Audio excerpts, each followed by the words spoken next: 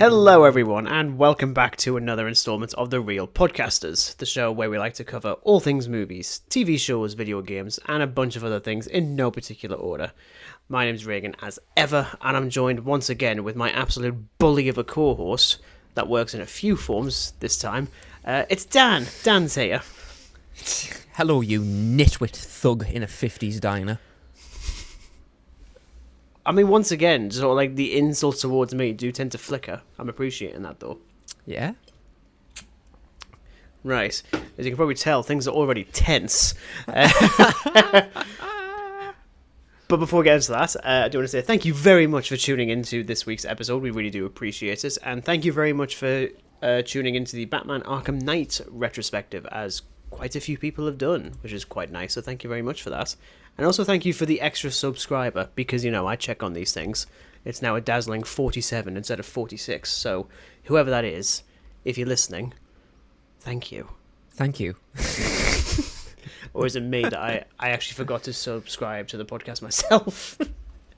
It wasn't no me. idea, that's probably that, yeah. Yeah, no. So, yes, on this week's episode, we are going to be covering the 40th anniversary of one of the most important movies of all time, that being Back to the Future. And the reason I'm saying it's quite tense, and the reason I've broken out the lager, and why Dan's broken out the cider, I'm not quite sure yet, is because Dan is being incredibly coy as to his thoughts on this movie that we have never, as far as I know, never spoken about. And so I am just, I'm going to get the swearing out of the way now. I'm mildly shitting myself right now. So, as ever with these retrospectives, of course, we'll do a brief synopsis of the movie from the co-host. Rapidly losing his name. We'll do our own personal history with the movie, a bit on the production, and then a more spoilery discussion, which again feels weird doing a spoilery discussion of a movie from 1985, but some people haven't seen this movie. Some people just live under rocks. Yeah. So Dan, or maybe they've just been sent back in time, you never know. All that, yeah. So why don't you give us a brief synopsis of Back to the Future, Dan, please? I shall. So, sent back to 1955, Marty McFly unknowingly disrupts his parents' first meeting. He must rekindle their romance, but the clock is ticking as Marty's very existence is threatened. Nice and simple, well done. Yeah. And also to keep people informed, I'm halfway through the bottle. Jesus. I haven't even talked about the film yet. I just literally done a synopsis and he's No, you haven't. Yes, yeah, okay, we'll get into my personal history first before we get into Dan's, just to get that one out of the way. So I saw Back to the Future for the first time around 2009, 2010. I got the box set of the trilogy for Christmas, and I didn't actually touch it for about 6 months, because I just sort of saw the poster and thought, I'll just leave it. Then I eventually watched it for the first time, and frankly, I couldn't stop watching, that being all three as well. Easily becoming one of my all-time favourite movies of all time, I could say. As a time travel story, yeah, there's kind of holes in it by today's standards. We've seen more modern stuff doing different takes on time travel. You could immediately say, not all of this is actually quite up to snuff, but to be honest, I think it works for what the movie is. Everyone is terrific. Michael J. Fox is perfect casting as Marty, as is Christopher Lloyd. But if I had to be honest, it's probably Thomas Wilson as Biff, who's probably my favourite character in the movie. He's the most lovable villain in movie history. He's just brilliant. You just want to punch him in the mouth every single time he blinks. And then there's Alan Silvestri's score. I mean, this is going to be the kind of movie where I'm just going to be heaping nothing but praise on it. Now, on the flip side, there is obviously a second person on this podcast. I'm going to take another swig before Dan gets into his general thoughts and history on this movie that he's probably never actually seen. That's probably it.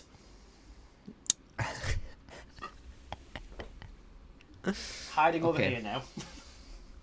Okay, so I've only ever seen this film once.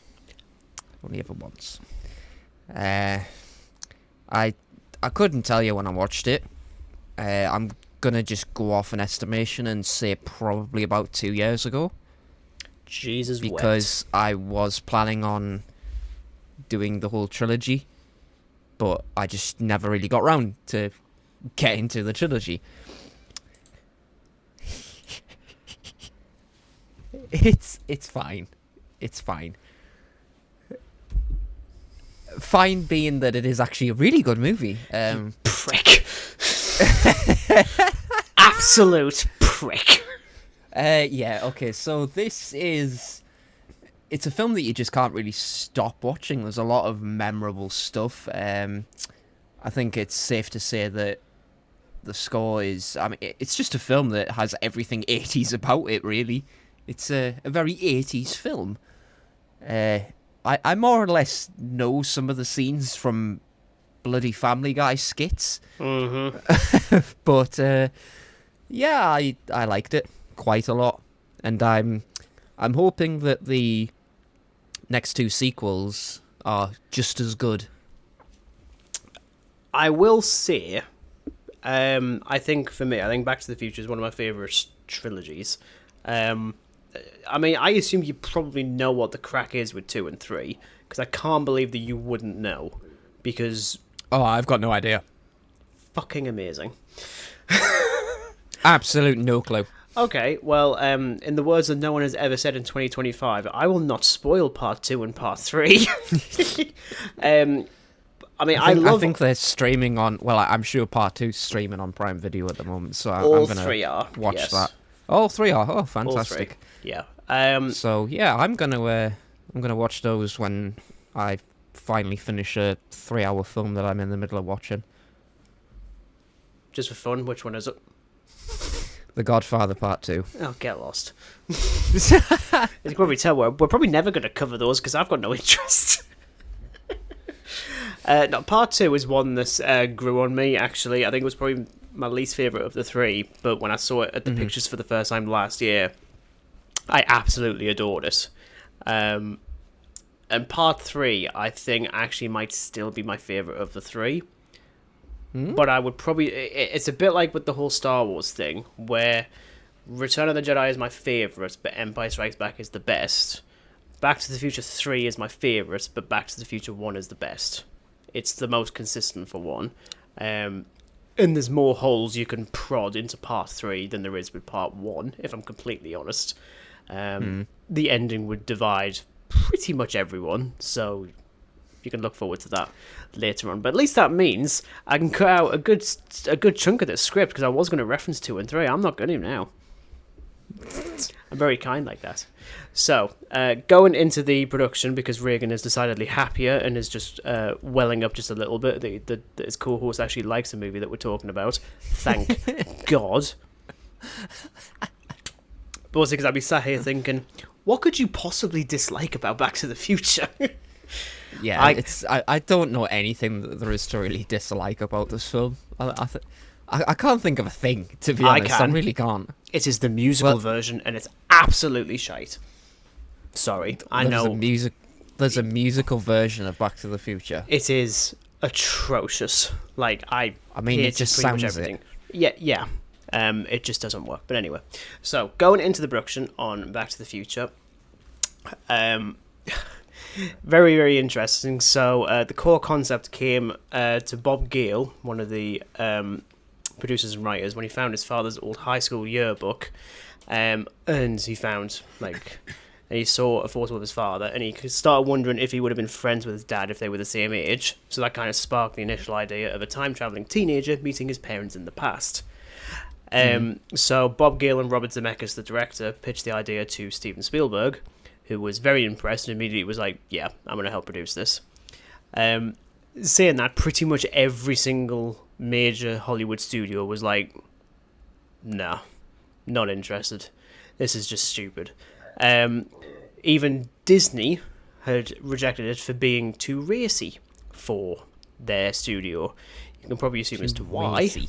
Yeah, mostly because when you have, like a young boy meeting a young girl, and it's revealed that that young girl is actually his mother, Disney would probably be like, best not do this, to be honest. No one's going to like that. So in general, it was very, very difficult getting this movie made. Even early drafts of the script had Doc Brown as a nuclear physicist instead of an inventor, including being a video pirate at one point, because of course he is. The one that I do like is the fact that originally the time machine was going to be a fridge. Oh, God. And you would have travelled back in time with the power of a nuclear bomb.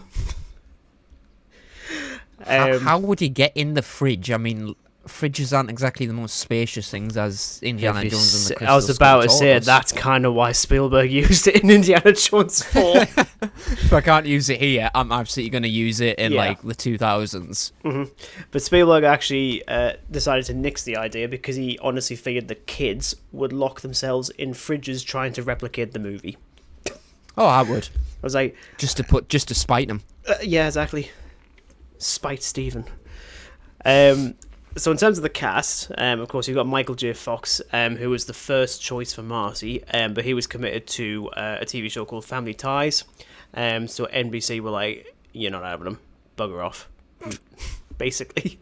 So instead, actor Eric Stoltz was brought on, who's decidedly a more serious kind of actor. But production began with Eric in the role for about 5 weeks.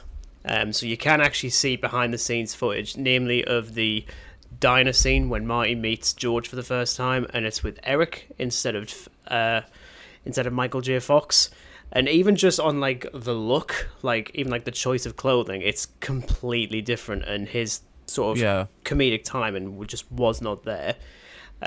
So they made a decision to just get rid of him and find a way to bring Michael J. Fox on.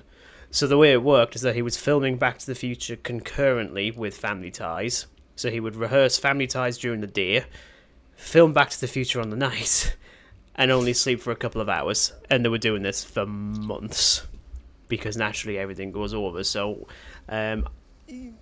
well-deserved nap, I think, at the end of the film, frankly. Very well-deserved nap. Yes. And Christopher Lloyd was basically the only choice for Doc Brown. Because let's face it, apparently Jeff Goldblum was was considered for the role. Now that just sounds hilarious. It would just be like It would just be like Jeff Goldblum in The Fly, I think, but just adding in a time machine. The Fly Machine. Oh God! Back to Jurassic Park. Back to the future. Next Saturday night. Back to the chaos. Yeah. So because of all the production changes, the filming schedule was extremely tight. So everything was like right down to the wire. Alan Silvestri, of course, composing the score, and gratefully, everyone adored the movie. Overwhelmingly positive reviews at the time. And even Roger Ebert, the legend Roger Ebert, 3.5 out of 4 stars, which is good. It's very, very good. And was the highest grossing film of 1985. And of course, went on to have 2 more sequels, which we don't need to talk about because Dan hasn't seen them, and I'm not going to spoil a movie from like 35 years ago. Is this the part where you tell me that like next year I'm going to look at the schedule and then just see the other 2 just pop up on the Excel sheet at some time? I don't use Excel, I use Sheets. That's if I don't think they're absolute pap. I wasn't planning on it, to be honest. I mean, I think originally I thought either we treat it like when we did the Dark Knight trilogy, where you just do it in one episode and we talk about all 3, or we do it like in Indiana Jones and do it individually. But because I'd already sort of like shortened down how much we were doing this year, I figured let's just cover the first movie. Let's be kind. I mean, I could have been harsh and just go straight to part 3 because that's got its anniversary this year as well. 1990. But no, we'll not talk about that. We'll talk about some of the more the more spoilery stuff. So tell me about Marty and Doc. How are you with their characters, Dan? Well, I don't think you'll find a finer example of fantastic chemistry in films. I mean, there's a lot of good films, but this chemistry is just like instant. Mm-hmm. An instant act of chemistry between 2 characters, and it is just wholesome. Yeah, it's a weird sort of relationship as well, because you never really understand why they've become friends, and I like the fact that they never actually address that. But it does mean that if they decided to try and do Back to the Future now, which gratefully they never will, you would have to completely change that sort of relationship, because when you've got like a teenage boy and a middle-aged scientist, it's like all of a sudden... Yeah, it kind of raises some questions, doesn't it? Once again, another reason why Disney were like, nah, not for us. We don't like good stuff. But it's like you said, I mean, like their chemistry is immediate. Even like when you first interact with them via a phone call, it's absolutely spot on. They're just good friends, and you know what? That's absolutely fine. I think it works really well. Yes. And Marty as well is just one of the most likable protagonists in a movie ever. Like, he's just so real, I think. Like, his reactions to being stuck in the 50s feels really really real. But I think the best moments with him outside of with him and Doc Brown is naturally with the young version of Lorraine, played by Leah Thompson, where it is just so awkward, so off-putting, but my god, is it hilarious. Because it just would be, because like it's just the absurdity of the scenario where like you're stuck 30 years in the past and there's a girl crushing on you and it's just a younger version of your mother, and it's just like nah absolutely not. And it's the kind of thing where, especially with the musical version of the film, because it does tweak quite a few things, that sort of relationship is very hollow in the musical, and you can sort of see why they're doing it. They're trying to make it a bit less awkward, but I was sat there thinking, the only way to make it less awkward is to, I don't know, maybe not do it, if that's the case, but then you don't have the film. So it really just adds to the comedy with just them two together, especially that first scene when he wakes up, which, spoiler, the whole thing of him waking up all of a sudden and not knowing where he's at, that is a thing that happens in all three movies, and it's done really well. Actually, I really like it.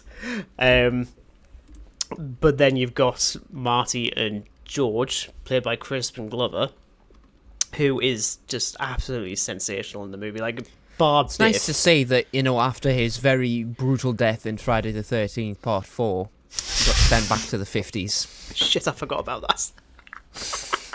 How could you forget Crispin Glover's sick dance moves? I know it was like whatever time in the morning, but like, come on. That one, was that not the first one?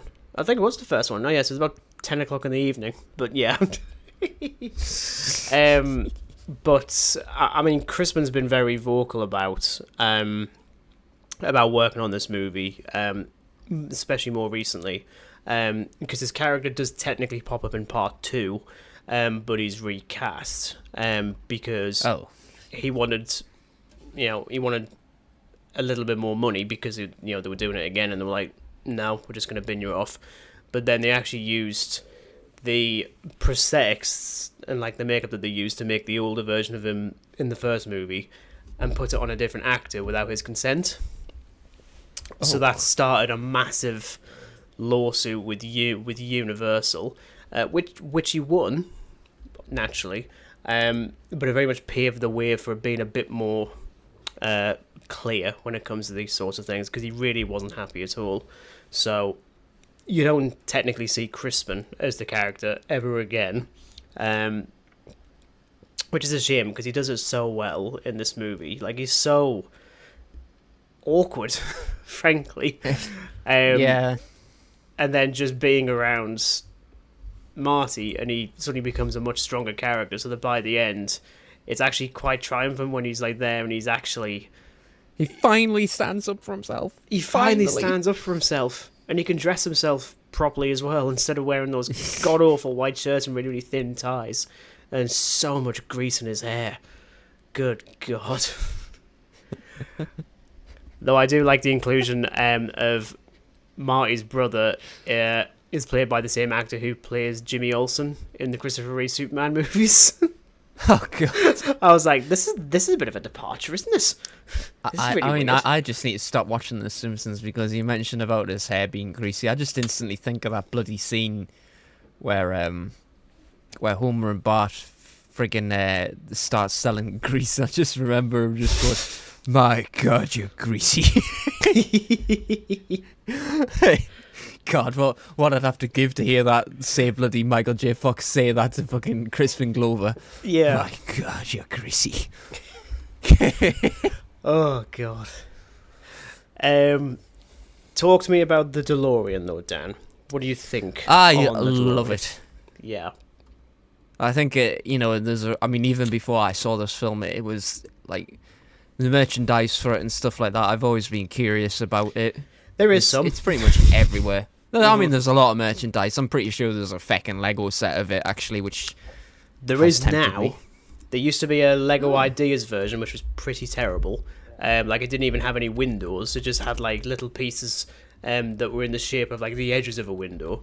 But now, more recently, they have actually got, like, a proper Lego, like, adults version of the DeLorean, and it's like, I haven't got the funds to do this, but now here's the thing though, you've got a choice. You can either get that, or you can get the stupid Spinosaurus knockout set. I'll get both. I'll get both, yeah. And you're just going to plonk like the Spinosaurus. I mean, I can pay by clout, so it's like, you know. Oh, okay, that's alright then. I mean, I'll still pay the full amount. It just means that I'm going to be in debt a hell of a lot slower. And then we segue into the sponsor for this episode of the Real Podcast. It is brought to you by Klarna. I've never used it. I don't know what it is.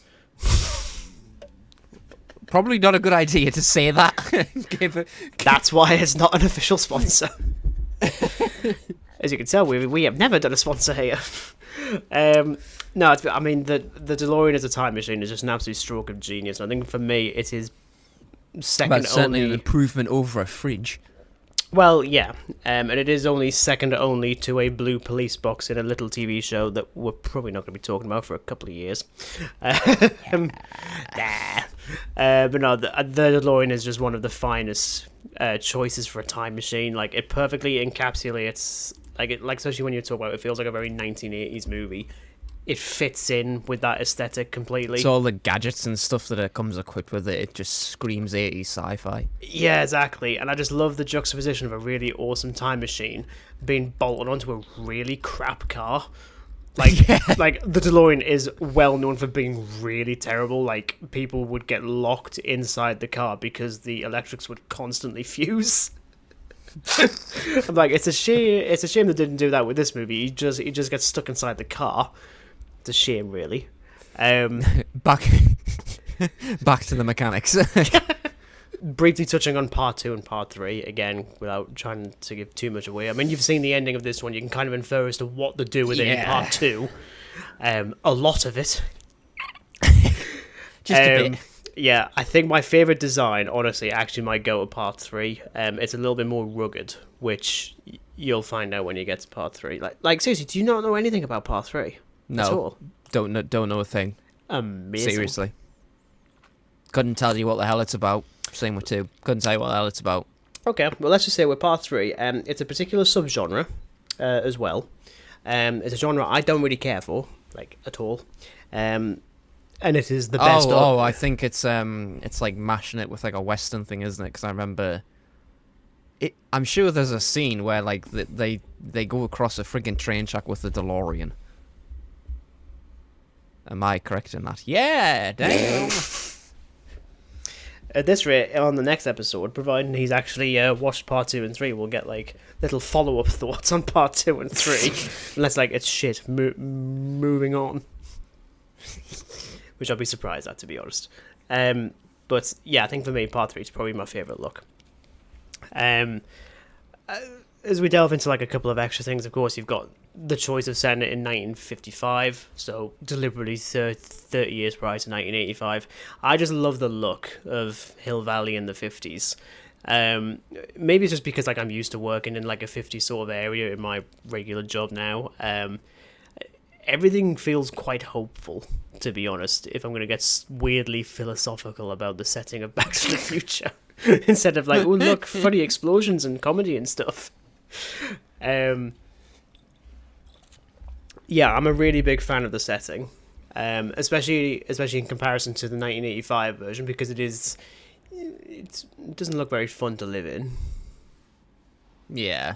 Now the 50s stuff is brilliant, and the set design and production values for it are tremendous, to be honest. And the music, of course. Oh yeah, I mean the music score for the entire film is just brilliant. Mm-hmm. Yeah, there's a lot of like. But then classic... again, I expected nothing really less of Alan Silvestri. Oh yeah, I mean like his incidental stuff is absolutely terrific, and that main theme is just beautiful. He's done a score for. I think it's. I'm gonna quickly check because I forgot to note it down.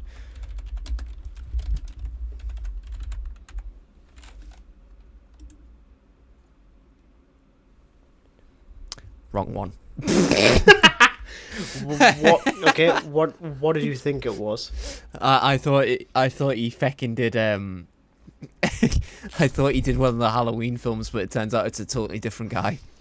It turns out it's called an Alan Howarth, not Alan Silvestri. I'm sure Alan Silvestri's done. Has he done a Halloween film? I mean, hopefully not, because he has taste.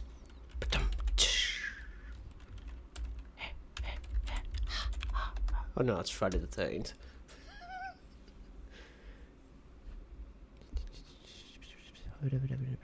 No, he did not. No, he did not. I could have told you that, and I haven't even checked. I mean, he did do a couple of, Avengers movies. 3 of them. So, Yeah, that's not a couple, that's 3. Yeah. I'm well aware of that, Dan, thank you. We're talking about George and Lorraine. Biff, though, like, it's very rare that like I find myself actually liking the villain quite a bit, because like he's an arse, but he's such a lovable arse. Yeah, exactly. He just does it so well.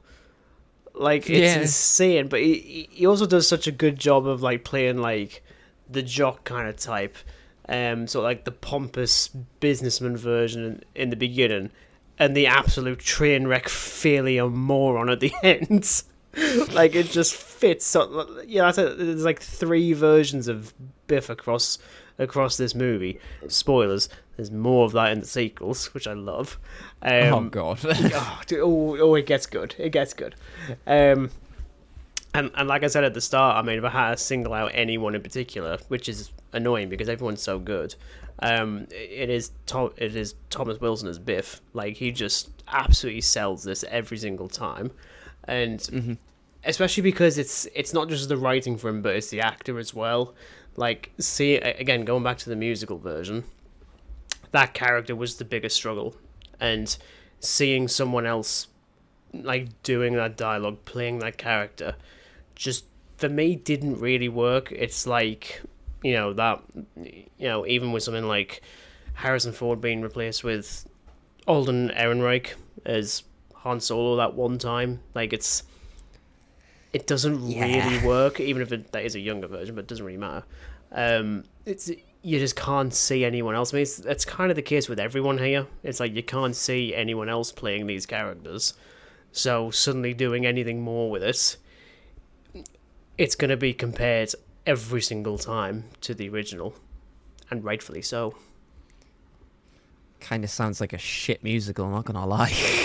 It's like there's like I mentioned before, one of the lads I work with, he really loved it. And he doesn't care for musicals, but he found a lot to enjoy. So I took no pleasure in telling him I thought it was absolute garbage. And I got both the program and I got a shirt at the same time as well. I was still like, don't lie. Deep down, we know you felt a little tingle of joy shitting on that musical. You heard him, Paul. He said it, not me. Just a little bit. So, do you want to tell me your favorite moments from the movie, especially considering, you've seen this way less times than I have, because this is like a yearly occurrence. Well, I've only ever seen it once, as I said. I haven't. It's not a film I'd really consider rewatching all the time. In truthfulness, I don't know why. I think it's just. I don't know why either. Yeah. I think it's because I don't have. I mean, again, I've got nothing bad to say about the film. I just don't really feel like watching it a lot of the time. Okay, well, I'd probably say like the first appearance of the DeLorean, and then you get like the whole 88 miles per hour, like how the number 88 has become so significant. Mm-hmm. Because as soon as you watch these films, as soon as you think of like 88, you think of Back to the Future instantly. Yeah. I'd probably say the moment when Crispin Glover finally just clenches his fist and he just KOs Biff. Mm-hmm. Like, absolutely smashes the guy.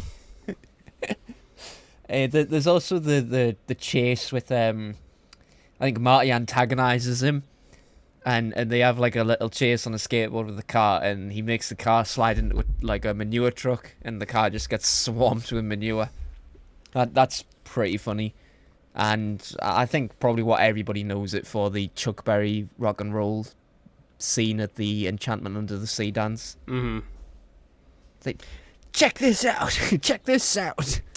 Like, honestly, it's like trying to pick like a favourite scene. It is funny that you reference the manure one, because once again that is something that does come up in part 2 and 3 as well. I just really like how like the comeuppance is always to do with shit. Every time. But it works so well. Like, it's the kind of thing where, like, if your modern movie was doing it, you'd probably think of it as like very, very dull and just repeating like tired jokes, but it works really well for Back to the Future, so I think it gets away with it every time. And there's also Great Scott as well. I've heard that like numerous times throughout my life, wondering what it's from. Turns out it's from Back to the Future. My God, you just hadn't lived. I'd been living under a rock, yeah. Very clearly. I've been living in an electrical faulted DeLorean. There's worse things. Just locked in there forever. I'm trying to think of any other sort of like favorite moments. I think like my favorite line in the movie is probably when this baby hits 88 miles an hour, you're going to see some serious shit.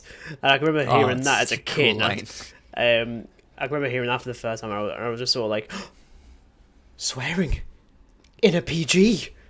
Because that's the thing, this is a PG with a crap ton amount of swearing. It's beautiful. It's just so. Yeah. You kind of sat there thinking, how the hell did they get away with this in the 80s? I don't think they ever use the F-bomb. I don't think they do. No, they don't. Though I've got a lot of nostalgia of watching these movies on TV.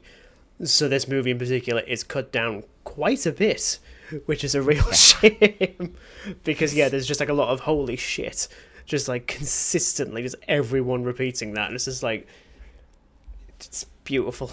It's like... Oh God, I forgot... where Marty's pretty much fed up with his younger self's dad inability to stand up for himself and just do anything. So he like tries to replicate one of the comics that he's reading when he's in the hazmat suit. That is so funny.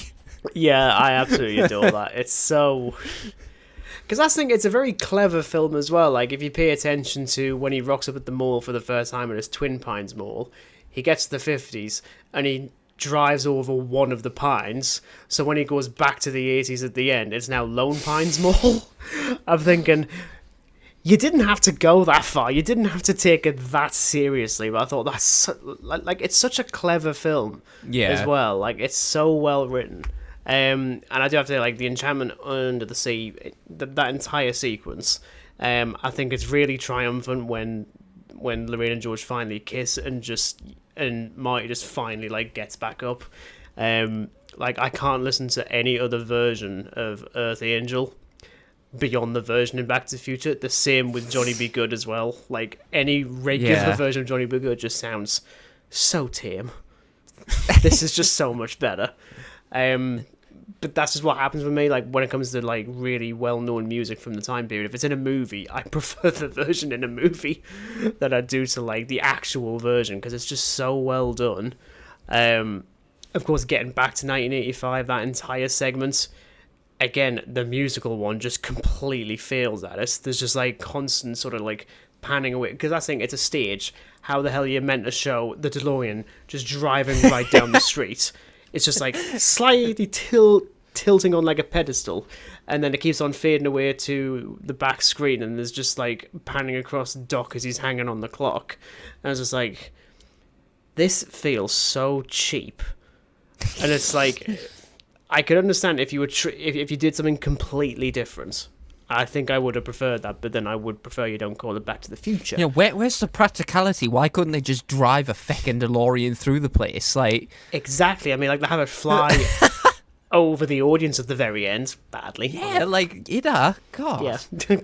Little things. You could do it in 1985, but you can't do it in 2024. When I first saw it, I was like... Yeah, because 1985 would probably be a very different health and safety. They probably didn't give a shit about a flying bloody shitbox car flying over your head. Now it's all different now. Yeah. And of course you've got the amazing cliffhanger at the end with the flying DeLorean, and it's just like, I want this movie immediately. I want part 2 right now.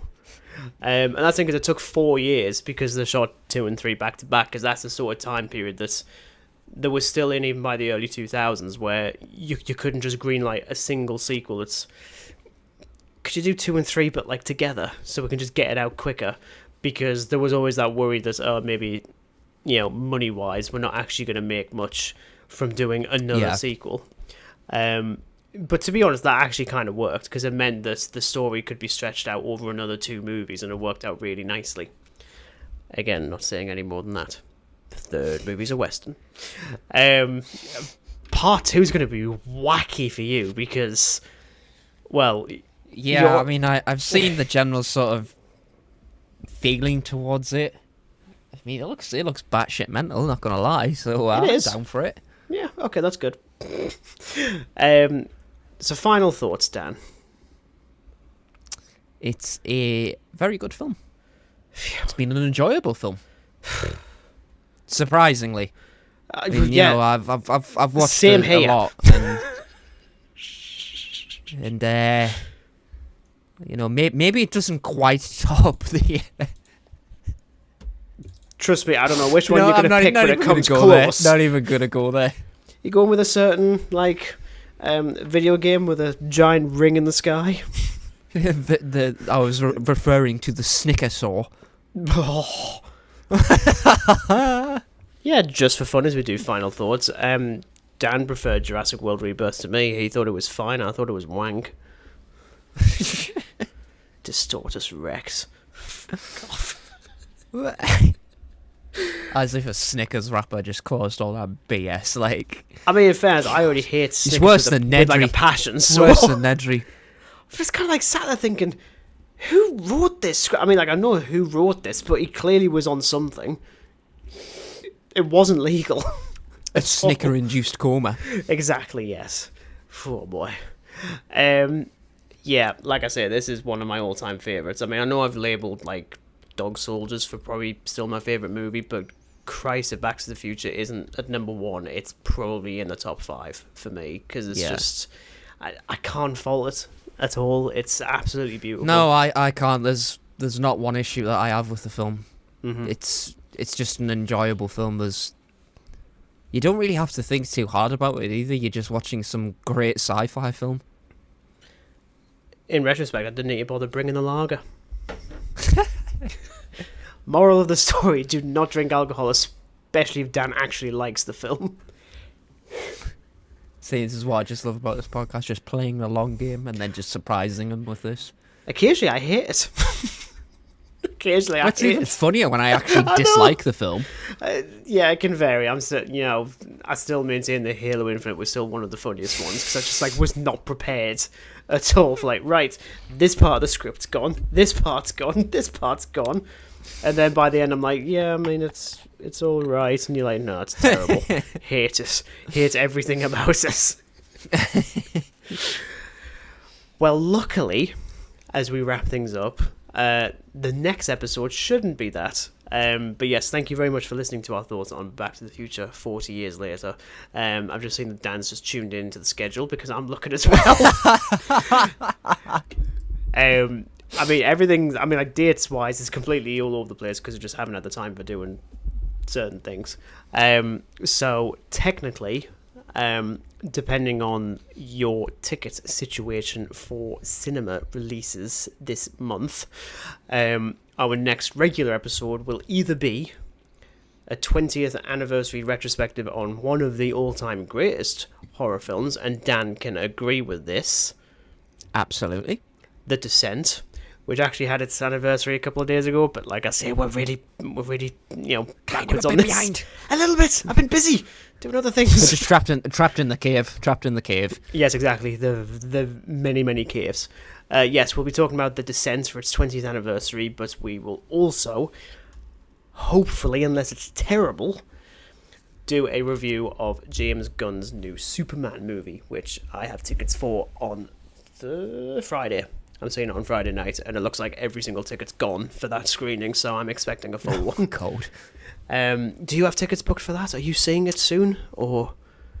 I'm gonna see what my weeks are like. Cool. And I'll hopefully catch it at some point. Okay, that works. That's fine. I like how we've planned this now. Yeah. Yeah. Really quick planning. Yes, exactly. So yes, it will either be The Descent or Superman for the next episode. So we will see you then. And until then, it is goodbye from Dan. Goodbye. And it's goodbye from me. Goodbye.